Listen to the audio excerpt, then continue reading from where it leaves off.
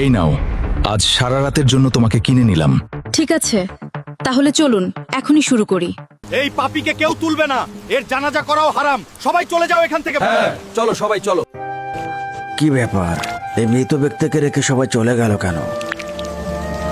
পাপী হলেও কি সে মানুষ না?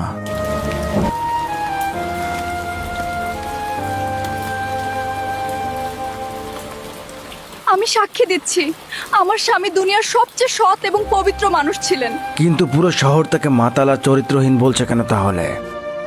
আমার স্বামী প্রতিদিন মদ কিনতো, কিন্তু সেটা খাওয়ার জন্য নয়, ড্রেনে ফেলে দেওয়ার জন্য। আর লোকজন তাকে চরিত্রহীন কেন বললো তাহলে? কি বলবো জনাব, আমার স্বামী প্রতি রাতে একজন করে পতিতা ভাড়া করত। এই নাও, আজ সারা রাতের জন্য তোমাকে কিনে নিলাম। ঠিক আছে, তাহলে চলুন এখনই শুরু করি। না, আমি কিছু করতে আসিনি। তোমাকে আজ সারা রাতের ইনকাম দিয়ে দিচ্ছি, বিনিময়ে তুমি আজকে ঘরের দরজা লাগিয়ে রাখবে। সে অন্যদের পাপ করা থেকে বাঁচাতো, সে চরিত্রহীন ছিল না জনাব।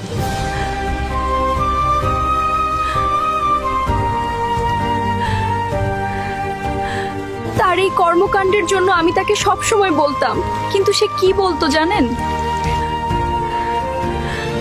দেখেন, আপনি যেটা করছেন সেটার বদনাম নিয়ে মরলে কিন্তু আপনার জানাজায় কেউ আসবে না।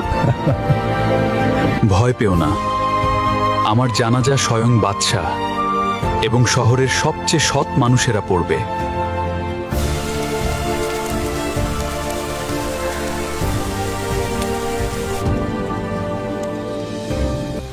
আল্লাহ তোমার স্বামীর দোয়া কবুল করেছে বোন। আমি সেই বাদশা।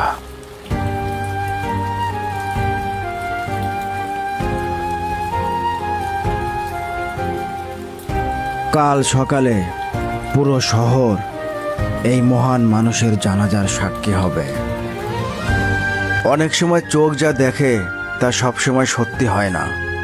কাউকে বিচার করার আগে তার ভেতরের গল্পটা জানতে হয়। অন্যের নিন্দা না করে সময়টা ভালো কাজে লাগান। ভিডিওটা ভালো লাগলে অবশ্যই লাইক এবং কমেন্ট করবেন। সামনে আরও দারুণ ভিডিও আসছে, পেজটাকে ফলো দিয়ে সাথে থাকবেন।